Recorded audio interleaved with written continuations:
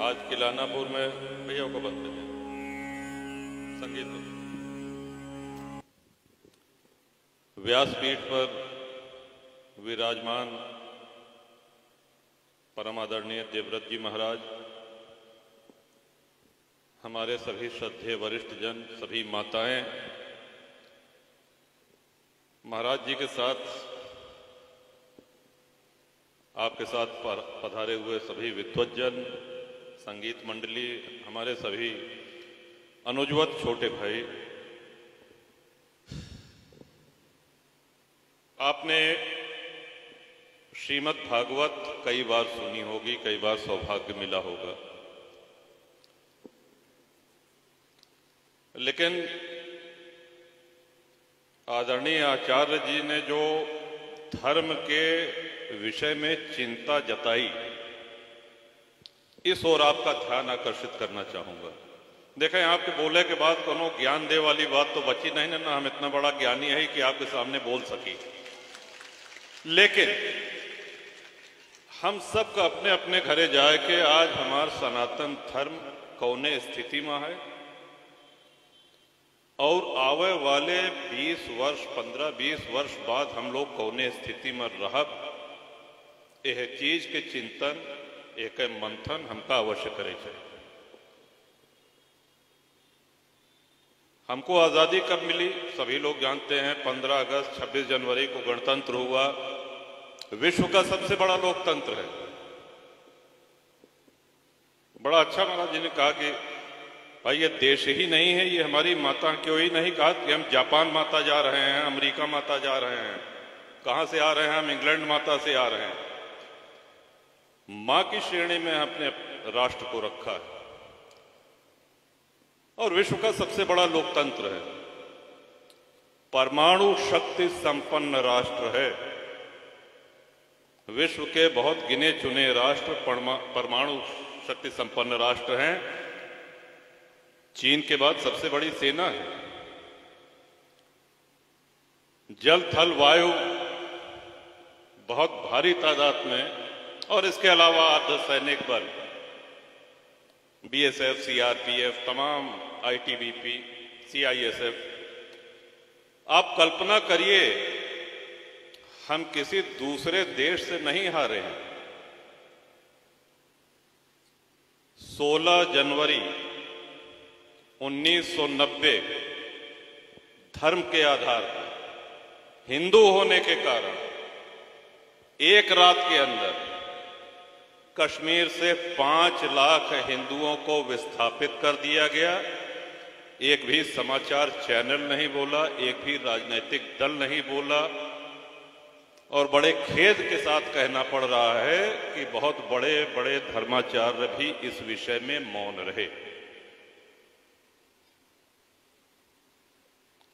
हमको इसकी चिंतन करने की आवश्यकता है। आजकल एक फिल्म आई है, बड़ी चर्चा का विषय बना है, आप लोगों ने भी नाम सुना होगा, द कश्मीर फाइल्स। हिंदुओं की व्यथा को दिखाती हुई ये फिल्म, जिसमें तमाम लोग इस बात के लिए मुकदमेबाजी कर रहे हैं कि इस फिल्म का प्रदर्शन बंद कर दिया जाए, इसको दिखाना बंद कर दें, इसको सिनेमा हॉल से निकलवा लिया जाए। क्यों? क्योंकि हमारे ऊपर, हिंदू समाज के ऊपर जो बीता, वो फिल्म उसकी एक जीती जागती कहानी है, वो सच्चाई बताती है, और सच्चाई से बहुत से लोगों को दिक्कत होती है।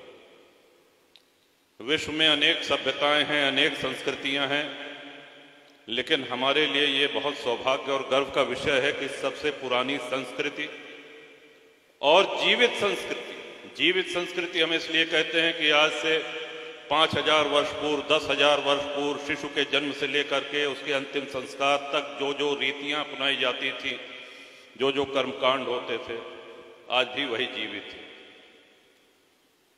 ये जो हम लोग धोती कुर्ता पहनते हैं या माताएं धोती पहनती हैं, थोड़ा बहुत पहनने के तरीके में अंतर हो सकता है, लेकिन जो महाराज कह रहे हैं कि सतयुग से लेकर के, त्रेता से लेकर के द्वापर होते हुए और कलयुग तक यही परिवेश तो है। संतों के ऊपर जो भगवा वस्त्र शोभायमान होता है, ये भगवा वस्त्र आज का है। कहते हैं जब धरती पर पहली बार सूर्योदय हुआ था तब भगवा ध्वज ने जन्म लिया था। और ये भगवा ध्वज हमारी श्रद्धा का प्रतीक है। ये चारों एक जीवित संस्कृति है हमारी। लेकिन क्या जीवित संस्कृति को जीवित रखने के लिए हमारा कोई अपना दायित्व बनता है कि नहीं, कि सब आचार्य गणों को जिम्मेदारी दे दी गई है? हम अपने घर में अपने बच्चों से कितनी धर्म चर्चा करते हैं? आने वाले दिनों में जो संकट का सामना हम सभी को करना पड़ेगा, उसके लिए हम कितना तैयार हैं? हम बहुत अच्छे शिक्षित हैं, ईश्वर की कृपा से घर में सब नौकरी कर रहे हैं, खाते पीते घर के हैं, ईश्वर ने किसी चीज की कमी नहीं रखी है, अच्छी बात है। लेकिन हम अपने धर्म, अपने संस्कृति के प्रति कितने निष्ठावान हैं? और हम क्या, आज संचार के माध्यम आप देखें कितने बढ़ गए हैं। पहले जो टेलीफोन हुआ करता था, अब तो हर हाथ में टेलीफोन है, बल्कि हर हाथ में एक मूवी कैमरा कह लीजिए या इंटरनेट कह लीजिए, सब कुछ है। पहले आपको किसी विषय को पता लगाने के लिए लाइब्रेरी से किताब लेनी पड़ती थी या ढूंढना पड़ता था। आज तो आप गूगल पे जाइए और तुरंत आपकी शंका का समाधान या आप जो जानकारी चाह रहे हैं वो जानकारी आपको उपलब्ध हो जाएगी। इस जानकारी में आप किस दिशा की ओर अपने दिमाग को मोड़ रहे हैं, खास तौर से हम अपने अनुजों से कहना चाहेंगे। ठीक है, मनोरंजन का एक थोड़ा सा समय रखिए, लेकिन ये भी याद रखिए कि विश्व में जितनी सभ्यताएं, संस्कृति हैं, सबसे अधिक सामूहिक नरसंहार ये हिंदुओं का हुआ। सबसे अधिक विस्थापन ये हिंदुओं का हुआ है। आदि शंकराचार्य ने जब 4 पीठों की स्थापना करी, इतने परम तपस्वी, त्रिकालदर्शी, जैसे उनको ये भान रहा हो कि भविष्य का भारत इतना ही बचेगा हमारा। आप देखें, आज चारों श्रद्धेय शंकराचार्यों की पीठ है, वो देश के 4 कोनों में है। अब इसको और न सिकुड़ने दीजिए, बस यही विनती है। इसलिए कि भारत तभी तक धर्मनिरपेक्ष राष्ट्र है जब तक हिंदू बाहुल्य। हो सकता है कुछ लोग इसको कहने से कतराते हों, हो सकता है कुछ लोग इसको न कहते हों, लेकिन सच्चाई यही है। जो तथाकथित धर्मनिरपेक्षता है वो इसी कारण है क्योंकि बाहुल्य हिंदुओं का है। और इतिहास इसलिए हम सबको पढ़ना चाहिए कि हम उससे सबक लें। जो हमारे पुरखों के ऊपर बीता वो हमारी अगली पीढ़ी न झेले, इसके लिए हम सब लोगों को अपनी तैयारी, अपनी पूरे मनोयोग से उसके लिए तैयार होना पड़ेगा। परिवार का विघटन हो रहा है। आप देखें कितने प्रेम से पहले एक आंगन में चारपाई पड़ती थी, पूरा घर परिवार हंसते खेलते रहता था। कहीं न कहीं ऐसा नहीं लगता है आपको कि जैसे शिक्षा बढ़ी, विज्ञान आया, वैसे वैसे हमारी बुद्धि भी संकुचित होती गई, भाई भाई के साथ नहीं रह सक रहा है, घर में अगर 2 बहुएं हैं तो उनको बंटवारा चाहिए, ये विडंबना है।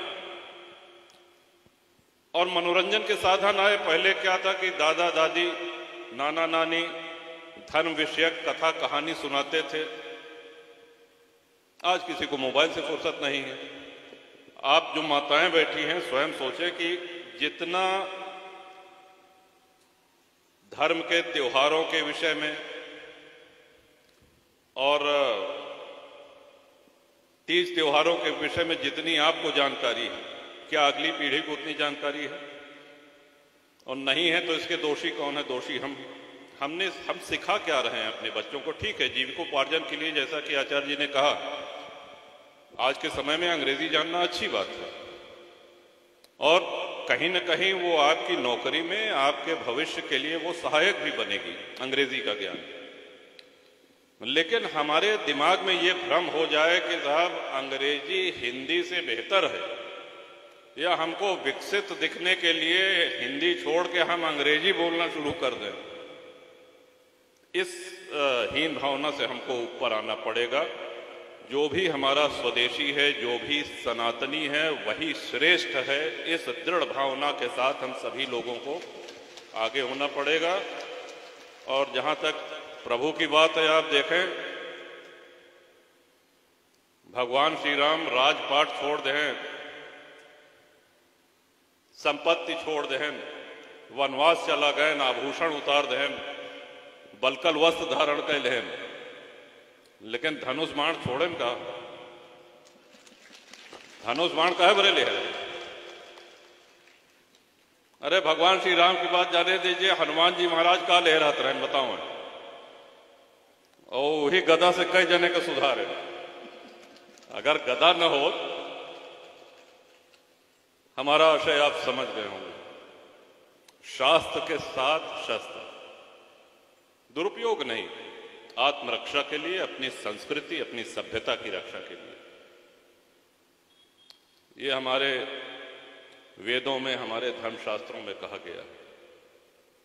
और ईश्वर ने जो निराकार हैं, वो नराकार होकर के उन्होंने इसका उदाहरण प्रस्तुत किया है। भ्रिकुटी विलास सृष्टि लय हुई, जितनी देर में हम लोग पलकें झपकते हैं, उतनी देर में सृष्टियों का प्रलय और निर्माण करने में सक्षम प्रभु, उनको अवतार लेना क्यों पड़ा? भक्तों के हित में? रावण को या कुंभकर्ण को मारने के लिए या खरदूषण को मारने के लिए?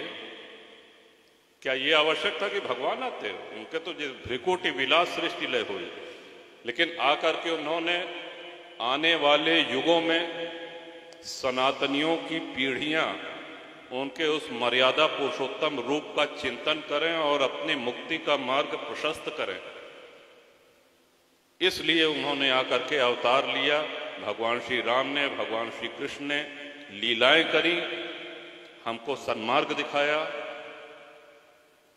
और जैसा कि हम हमेशा कहते हैं कि ये सौभाग्य बहुत कम दिन मिलता है। आचार्य जी आए हैं, आज 9वां दिन है कि 7वां दिन? 7वां दिन, और आज विश्राम है। 7 दिन से आप सभी को सौभाग्य मिल रहा है कथामृत पान का, यानी कि 7 दिन से आप बता रहे हैं कि आपकी जीवन शैली, आप अपना जीवन कैसे जिए। और आज आपकी विदाई होगी और हम लोग पूरा भूल जाए, ऐसे तो कोनो लाभ ना होई ना। वैद्य बहुत अच्छे हैं, रोगी गए, रोगी ने अपनी नब्ज दिखाई, वैद्य ने नब्ज देखी, पित्त, बात, कफ, ये सब देखने के बाद उन्होंने जब औषधि दी, तो औषधि का पान करने पे ही तो लाभ होगा। औषधि तो आप जो बता के जा रहे हैं वो अनमोल है, अद्वितीय है, अकाट्य है, लेकिन उस औषधि का पान हम सब लोग करते रहें और अपने घर के बच्चों को कराते रहें, यही मां शारदा से कामना है। महाराज जी, आपको भी हम सभी लोगों की तरफ से ढेर सारी शुभकामनाएं। मां शारदा की विशेष कृपा है आपके ऊपर, उस कृपा में और वृद्धि हो। आप इसी तरह मुखर होकर के सनातन धर्म रक्षार्थ लोगों का मार्गदर्शन करें और अपनी कथाओं के माध्यम से